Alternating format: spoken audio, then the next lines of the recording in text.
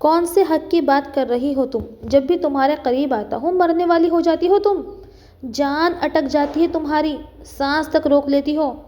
इसलिए अब बस, अब नहीं आऊँगा तुम्हारे करीब। हिमांशु ने अपना रुख फेरते हुए कहा। प्लीज़ हिमांशु, ऐसे तो ना कहें। आप जानते हैं मुझे बहुत डर लगता है। वो आंसू रोकते हुए बोली। बस कर दो यार, शादी को 6 महीने हो गए हैं और इन 6 महीने में मर के भी 6 बार नहीं आया तुम्हारे पास। अब तक पूरी तरह तुमने मुझे। रुचि जाओ यहाँ से, इससे पहले कि मैं अपने सब्र का बांध तोड़ दूँ। वो फिर से रुख पलटे कबर्ड से अपने कपड़े निकालने लगा। वो पुलिस वाला था, एक जुनूनी पुलिस वाला, जिससे मुजरिम पनाह मांगते थे और उसकी अपनी बीवी से अब वो पनाह मांगने लगा था, जो उसको अपने करीब तक भटकने नहीं देती थी। और अब हिमांशु के सब्र का बांध टूट रहा था। रुचि मासूम थी, उसकी उम्र सिर्फ 18 साल और कुछ महीने थी, लेकिन ये दौर इंटरनेट का दौर था। अब तो 10 साल का बच्चा भी सब समझता था, तो ये तो 18 साल की होकर पति की ज़रूरत को नहीं समझ रही थी। शावर लेते हुए वो भी लगातार अपने अंदर एक जंग लड़ रहा था, जबकि वो बाहर बैठी आंसू बहा रही थी। कितनी कोशिश तो कर रही थी कि वो हिमांशु के करीब जाए, उसे खुश करे, लेकिन अपने डर पर काबू नहीं रख पाती थी। लिप किसिंग से बात आगे बढ़ती, वो उसकी गर्दन को छूता तो वो पूरी तरह पैनिक हो जाती और इस कदर रोती कि हिमांशु उसे उसके हाल पर छोड़कर सारी सारी रात सिगरेट फूंकता रहता। अभी भी वो रो रही थी। उन 6 महीने में वो कितना खुद को समझा चुकी थी। हर बार कोशिश करती कि वो अपने इस डर पर काबू पा ले और हिमांशु को उसका हक दे दे, लेकिन फिर कोई ना कोई खौफ उसके आड़े आ जाता और वो उसको ऐसे मकाम पर लाकर छोड़ती जिस पर वो मरने के करीब होता, लेकिन उसको तकलीफ नहीं दे पाता था। शावर लेते वो बाहर आया, जहाँ वो अब आंसू बहा रही थी। क्या हुआ? अब किस बात का मातम मना रही हो? वो इन दिनों कुछ ज़्यादा ही चिड़चिड़ा हो रहा था। रुचि फौरन से उठ बैठी और अपने आंसू पोंछते हुए हिमांशु के करीब आई। I am sorry. सू सू करती वो अपने सुर्ख और सफ़ेद रंगत को बिल्कुल टमाटर की तरह लाल कर चुकी थी। हिमांशु गहरा सांस भरता अपना रुख फेर गया और पुलिस स्टेशन जाने के लिए तैयार होने लगा। मैं एक अच्छी पत्नी नहीं हूँ, वो दिल ही दिल में बोली। कहने की हिम्मत कहाँ पड़ती थी।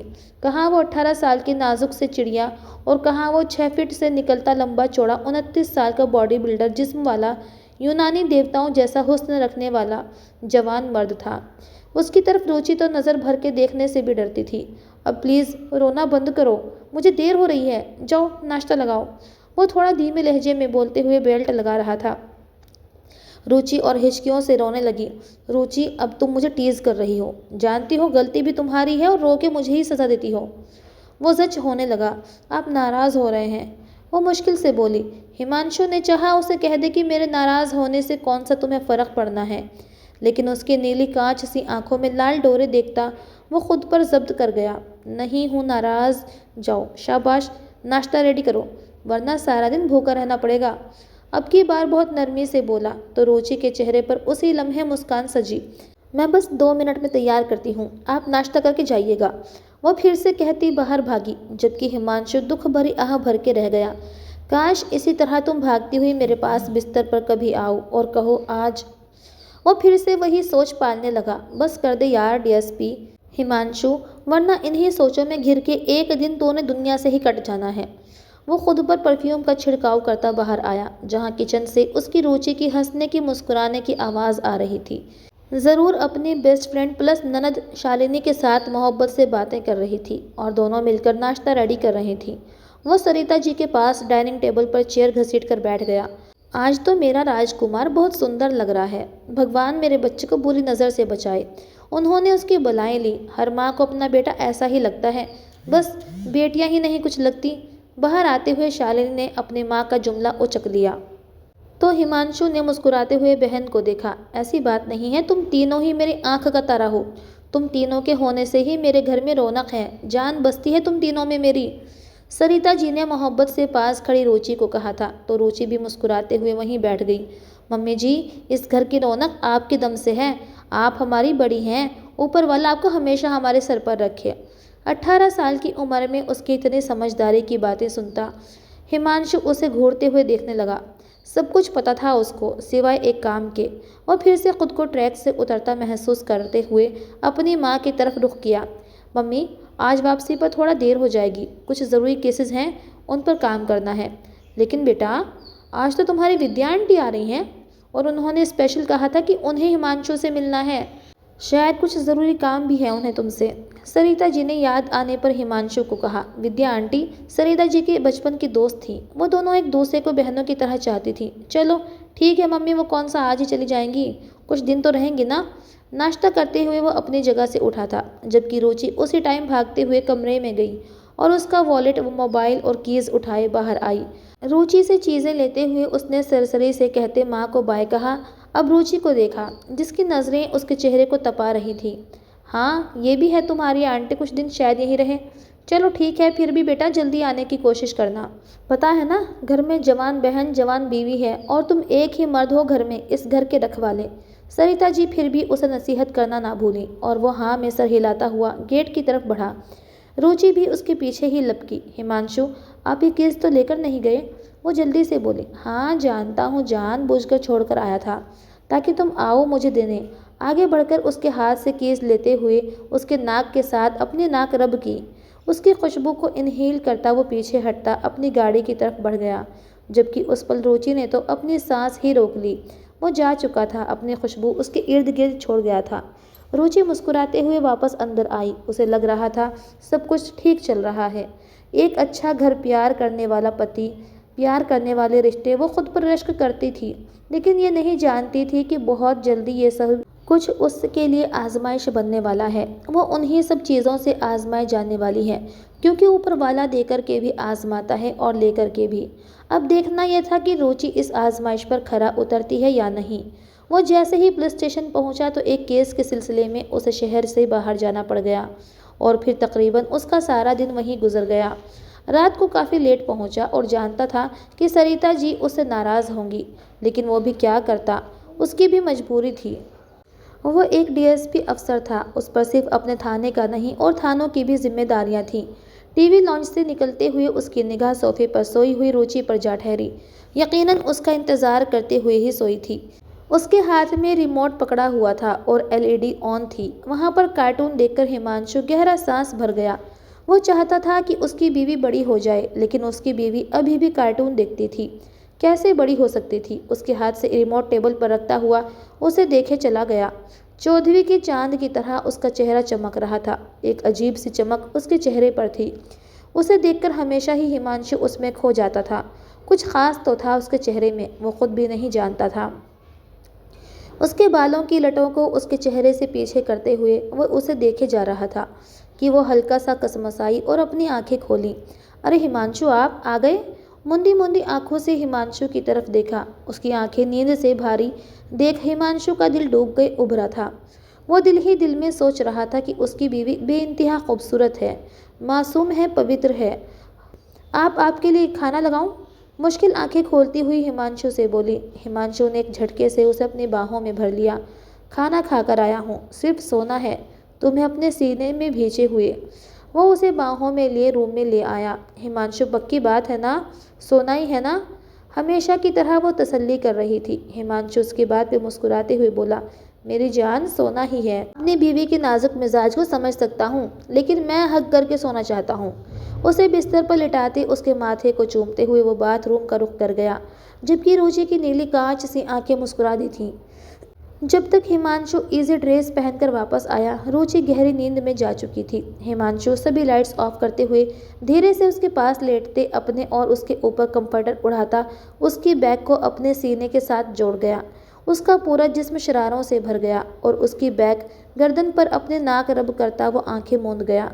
वो हिम्मत वाला मर्द था जो अपने जज्बात पर काबू पाना जानता था, सिर्फ और सिर्फ अपनी बीवी की खातिर, जो अभी उसकी शिद्दत को बर्दाश्त करने की ताकत नहीं रखती थी। डरती थी, उसे कुछ समय चाहिए था। वो जानता था एक दिन ऐसा ज़रूर आएगा जब वो खुद उसके पास आएगी। सुबह सवेरे विद्या आंटी से भी मुलाकात हो गई और उनकी बेटी राधिका से भी, जिसके साथ वो उनके घर आई थी। हिमांशु पुत्र, मेरे नंद का बेटा बहुत ही आवारा है। वो खुद तो आकर बैठ गई भाई के घर, ऊपर से बेटे को भी ले आई है। आते जाते मेरी बिटिया पर गंदी नज़र रखता है और एक दिन तो हाथ तक पकड़ लिया था उसने उसका। बोलना राधिका, बता हिमांशु को, पुलिस वाला है ये, सीधा करके रख देगा उस कमीने को। विद्या आंटी ने राधिका को कोहनी मारी तो वो मुंह बसोर गई। आंटी आप बात करें, मैं सुन रहा हूँ। रुचि के हाथ से चाय का कप पकड़ते वो संजीदगी से आंटी को देखता हुआ बोला, अरे बेटा, लड़की का बाप सर पर ना हो तो बहुत ही परेशानी हो जाती है, और जब सौतेला बाप हो तो ये परेशानियां और भी बढ़ जाती हैं।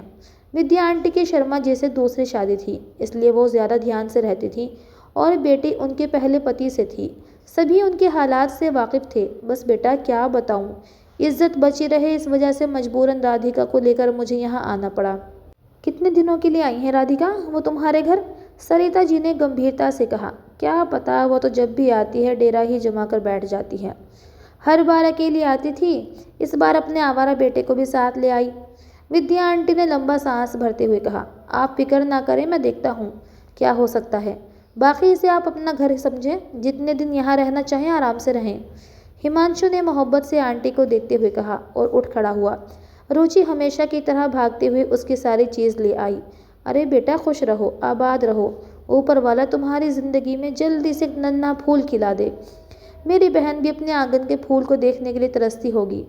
दिव्या आंटी ने बहुत मोहब्बत से दुआ दी तो सरिता जी दिल से मुस्कुरा दी, जबकि एक पल को हिमांशु और रुचि दोनों की निगाहों का ज़बरदस्त मिलन हुआ। लेकिन रुचि भी सर झुकाए उसके पीछे हो गई। राधिका को उनके अंदाज थोड़े अलग अलग से लगे, लेकिन वो इग्नोर कर गई।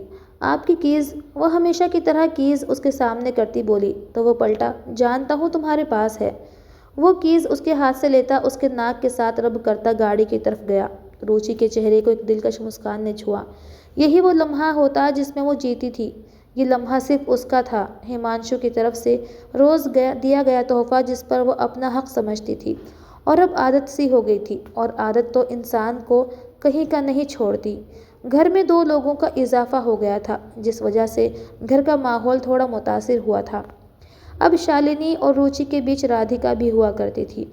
शालिनी तो उसकी मौजूदगी की वजह से परवाह नहीं करती थी, लेकिन रुचि को उसका ज़्यादा फ्रैंक होना बहुत बुरा लगता था। राधिका दीदी, ये शालिनी का है। केक का एक पीस उठाकर वो मुंह में रखने लगी थी कि रुचि ने टोक दिया। उस वक्त वो तीनों टीवी पर कोई सेलिब्रिटी शो देख रही थी कि शालिनी को कॉल आने पर वो उठकर बाहर चली गई। राधिका को केक बहुत पसंद था। अपना हिस्सा खा लेने के बाद अब वो शालिनी का हिस्सा भी उठाकर खा रही थी। अरे तो क्या हुआ, शालिनी का नाम तो नहीं लिखा हुआ ना इस पे? वो केक का बड़ा सा टुकड़ा मुंह में रखे बोली। और यार प्लीज़ मुझे दीदी ना कहा करो, ज़्यादा से ज़्यादा 6 महीने ही बड़ी होंगी मैं तुमसे, राधिका ने चिढ़कर कहते हुए रिमोट उठाकर चैनल चेंज किया। आप पूरे 3 साल बड़ी हैं मुझसे, मैं तो आपको इज्जत से दीदी बोल रही हूँ। और ये केक शालिनी का हिस्सा था, आपको नहीं खाना चाहिए था। रुचि ने अब की बार माथे पर बल डाले गंभीरता से कहा, यार वो और ले लेगी फ्रिज से, अब एक बात को पीटते मत बैठ जाया करो। पता नहीं हिमांशु कैसे गुजारा करता है तुम्हारे साथ। वो बार बार चैनल चेंज करते उकताए हुए बोली। उसकी बात रुचि को सख्त बुरी लगी। आपकी शादी नहीं हुई ना, इसलिए आपको नहीं पता कि पति पत्नी का रिश्ता कितना प्यारा होता है, जिसमें गुजारा नहीं किया जाता, जिया जाता है। और जब आपकी शादी होगी ना, तब आपको पता चलेगा। रुचि ने सादगी से एक बात कही जिसका राधिका ने सख्त बुरा मनाया। मतलब क्या है तुम्हारी बात का? तुम मुझे शादी ना होने का ताना दे रही हो? वो तेज़ लहजे में बोली। रुचि एकदम बौखला गई। उसी लम्हे शालिनी भी वापस अंदर आई। पहले तुम मुझे बड़ी उम्र का ताना दे रही थी, और अब शादी का? अगर मेरी उम्र निकल रही है, शादी के लायक हूँ, नहीं हो रही शादी, तो उसमें तुम मुझे बातें सुनाओगी? राधिका दुख से बोलती हुई रो दी। राधिका दीदी, मेरा वो मतलब नहीं था। रुचि ने सफाई देनी चाहिए। रहने दो, जो भी मतलब था तुम्हारा। 2 दिन हुए हैं अभी हमें आए हुए, और मेरा खाना भी तुम्हें चुभ रहा है। माफ़ करना शालिनी, मैं गलती से तुम्हारे हिस्से का केक खा गई, और मुझे इतने ताने मिले हैं। वो नाराज़ होती हुई रोती हुई वहाँ से अपने कमरे से चली गई। रुचि मुंह देखती रह गई। क्या हो गया रुचि, तुम तो ऐसी नहीं थी, खा लिया था तो खाने देती, इसमें इतनी बातें क्यों सुना दी? शालिनी ने माथे पर बल डाले रुचि को धीमे लहजे में कहा, मैंने ऐसा कुछ नहीं कहा। रुचि ने सफाई देना चाहा। छोड़ो यार, ये जब से आई है मैं देख रही हूँ तुम्हारा अंदाज थोड़ा बदल गया है। प्लीज़ रुचि, किसी के लिए ख़ुद को कभी मत चेंज करना। मेरी रुचि बहुत अच्छी है, सबसे अलग, तो ये सबसे अलग ही रहनी चाहिए। वो उसका प्यार से हाथ दबाती कहकर मुस्कुराती जा चुकी थी, जबकि रुचि की आंखें पानी से भर गईं। मतलब वो पहली दरार डाल चुकी थी। रुचि अपने कमरे में आई तो आंखों से आंसुओं को तुरंत पोंछा। रुचि, मेरा केक कहाँ है? हिमांशु जो लैपटॉप लिए बैठा किसी केस को स्टडी कर रहा था, रुचि को खाली हाथ अंदर आता देख सरसरी अंदाज में पूछा। वो हफ्ते में एक बार केक बनाया करती थी अपने हाथों से और बहुत मोहब्बत से सबको खिलाती थी। सबसे ज़्यादा हिस्सा वो शालिनी को दिया करती थी क्योंकि वो उसकी सबसे अजीज़ दोस्त थी। मुझे याद नहीं रहा, मैं ले आती हूँ। रुचि ने फ़ौरन सफाई दी और बाहर जाने लगी। रहने दो, कल खा लूँगा, तुम यहाँ आओ मेरे पास। वो उसे बाहर जाने से रोक गया। इतनी देर बाद तो तुम रूम में आई हो और अब आते ही फिर बाहर जाने की लग गई। जी। पास आते बहुत इज्जत और प्यार से कहते। वो हिमांशु के दिल के तार छेड़ गई। हिमांशु ने उसकी तरफ सर उठाकर देखा। अपनी नज़रों का फोकस उसके नर्म और मुलायम लबों से उसकी नीली आंखों पर किया। मेरी प्यारी आंखों पर जुल्म क्यों किया? लैपटॉप एक तरफ करते वो एक झटके से रुचि को गोद में बिठाता उसकी आंखों पर अपने होंठ रख गया। रुचि की तो सिट्टी विट्टी गुम हो गई। मैं तो नहीं रोई, वो आँख में कुछ चला गया था।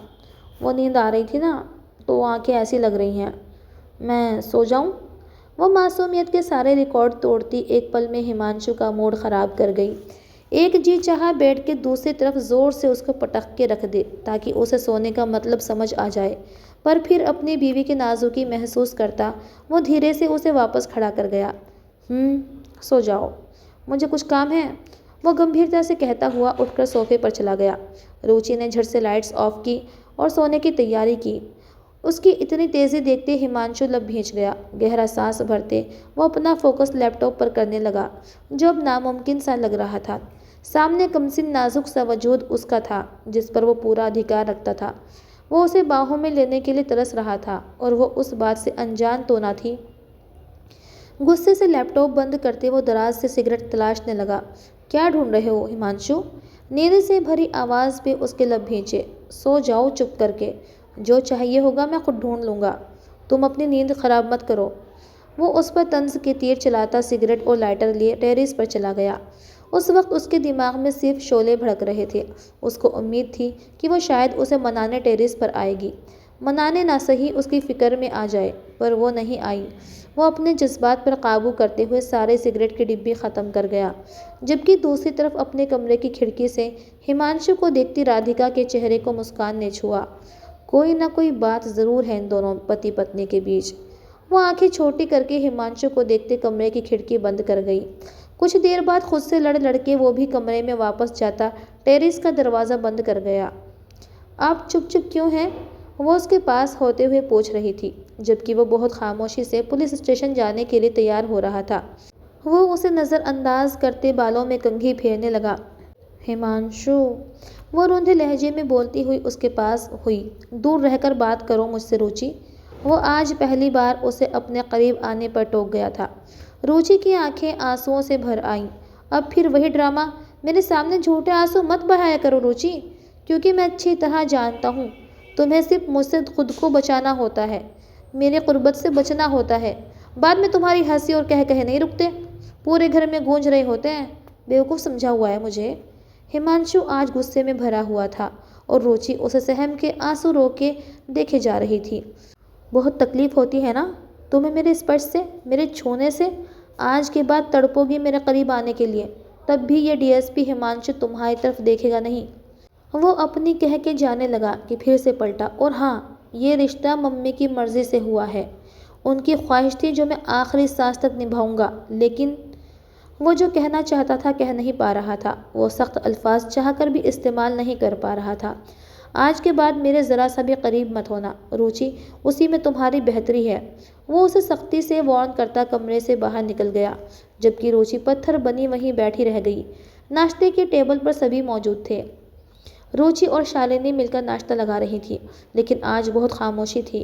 न उनकी बातों की आवाज़ आई, न हंसी की गूंज गूंजी। काफ़ी देर वो उस हंसी की झंकार सुनने के लिए इंतज़ार में बैठा था, लेकिन नाश्ता लग गया और खामोशी ना टूटी। अरे हिमांशु बेटा, याद आया, राधिका को ना कॉलेज जाना था, उसके कुछ ज़रूरी डॉक्यूमेंट्स रह गए हैं वहाँ, तो तुम उसे साथ ले जाना आज, अगर जल्दी फ्री हो जाओ तो। विद्या आंटी ने खामोशी तोड़ते हुए कहा। पहले तो वो इनकार करने लगा, लेकिन फिर कुछ सोच के चुप कर गया। मैं शाम 4 बजे आ जाऊँगा, तैयार रहना, ले जाऊँगा, गंभीरता से कहते वो उठा था। हमेशा की तरह से रुचि उसका सारा सामान ले आई। हिमांशु ने एक सरसरी सी निगाह उस पर डाली उसका सर झुका हुआ था। हिमांशु का शिद्दत से जी चाहा कि उसकी नीली आंखों को एक बार देख ले, लेकिन वो सर ही नहीं उठा रही थी। हिमांशु बाहर निकला और कीज के लिए वापस पलटा। रुचि कीज ले खड़ी थी। दिल पर पत्थर रखकर वो पलट के उसे कीज लेकर गाड़ी की तरफ बढ़ गया। गाड़ी में बैठकर वो जा चुका था, जबकि रुचि का वजूद पत्थर हुआ था। मतलब आज वो उसके करीब नहीं आया था, उसकी नाक के साथ अपनी नाक रब नहीं की। वो दूर जा चुका था। शायद तुम्हारी वजह से वो तुमसे दूर हो गया। धड़कते दिल के साथ वो वापस अंदर आई। उसका रुख अपने कमरे की तरफ था। उसके आंसू ही नहीं थम रहे थे जो वो सबके साथ बाहर जाकर बैठती। वो तो उसके चेहरे की मुस्कान भी छीन कर ले गया था। वो हिचकियों से रो रही थी। आज उसका पुलिस स्टेशन में सारा दिन बेचैनी में गुजरा। वो जानता था वो सारा दिन रोती रही होगी। छोटे दिल की मालिक थी, छोटी सी डांट बर्दाश्त नहीं कर सकती थी। तो आज तो हिमांशु ने उसे खूब सुना दिया, पर अब पछता रहा था। ठीक है, पास नहीं आना, आराम से भी कह सकता था। इसमें इतना सख्ती से डांटने की क्या ज़रूरत थी। बस पता नहीं क्यों गुस्सा आ गया था। वो अपने ज़मीर की अदालत में खुद को खड़ा किए बेचैन हुआ था। उसका जी चाहा फ़ोन कर ले उस पर, फिर कुछ सोच कर रुक गया। 4 बजे तक फ्री होकर उसने घर जाना ही था। तब अपनी जान को देख लेता। हाँ, उसकी जान ही तो थी। भले ही गुस्सा करता, प्यार करता, डांट देता, लेकिन तब भी उसी की थी ना। क्या ये सुकून काफ़ी नहीं था? 4 बजे के करीब वो घर में दाखिल हुआ तो राधिका उसे बिल्कुल तैयार मिली और उसकी तैयारी देखकर हिमांशु के माथे पर बल पड़े। चमक वाला सूट पहने, लबों पर गहरी लिपस्टिक लगाए, गले में ना होने के बराबर दुपट्टा लिए, वो हिमांशु को गहरी नज़रों से देख रही थी, जो हिमांशु को बिल्कुल अच्छा न लगा। इस हालत में जाओगी मेरे साथ? क्यों, क्या हुआ? वो दुपट्टा ठीक करते बोली। किसी फैशन शो में जा रही हो? इतना बनाव श्रृंगार किया हुआ तो आज तक उसने शालिनी और रुचि को भी ना देखा था, और इस तरह की हरकत तो कभी उन्होंने की भी नहीं थी। ठीक तो हूँ हिमांशु? वो हैरानी से बोली। ठीक है, मैं अभी आता हूँ। गुस्से से कहते हुए वो अपने कमरे की तरफ बढ़ गया। उसका दिल बस रुचि को एक बार देखने को बेचैन था। उसे देख लेता तो बेचैन रूह को सुकून मिल जाता। जैसे ही वो कमरे में दाखिल हुआ तो खुशबुओं ने उसका स्वागत किया। साफ सुथरा कमरा देखकर दिल को सुकून सा महसूस हुआ। अभी वो अपनी चीज़ें टेबल पर रख रहा था कि उसे ड्रेसिंग रूम से आवाज़ सुनाई दी। जल्दी से मेरी ब्लाउज की जिप बंद करो, हिमांशु आते होंगे। आज की कहानी का पहला भाग यहीं तक था। आगे की कहानी जानने के लिए चैनल को सब्सक्राइब कीजिए। कहानी पसंद आए तो लाइक कीजिएगा।